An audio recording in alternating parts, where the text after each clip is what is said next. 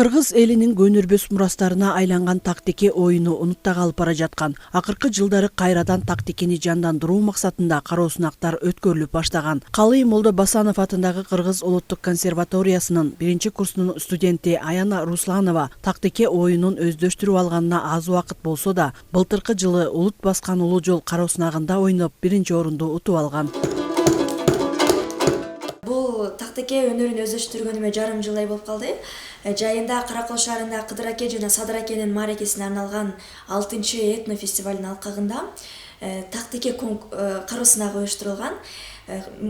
Кароо сынак мэриянын, Каракол шаарынын мэриясынын жана Каракол шаарынын маданият үйүнүн тарабынан уюштурулду.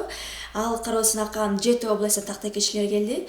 Жана ошо 7 областтан келген тактикечилердин арасынан сурулуп, мен текем менен чыгып 1-орунга, байгелүү орунга ээ болдук.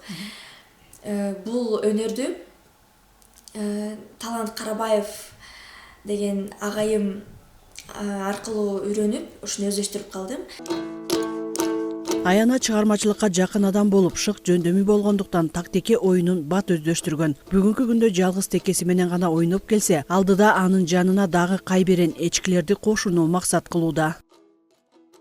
Жаңы жылда Карагулжанын мырзалары менен Каракол шаарынын айымдары Сармирдин теледолбооруна катышып, мен ошол жака тактикечи катары текемди тактике өнөрүн көрсөтүп алып бардым. Анан тактикемди ойноп бүтөр менен эле Карагулжанын мырзалары тамашалап күлүп айтып калышты эле да. Жанына дагы бир Карагулжа кошушубуз бар экен депчи. Анан буюрса алардын дагы айтуусун эске алам. Жанына дагы бир Карагулжаларды да бир кайберендерди кошуп коюу планымда бар.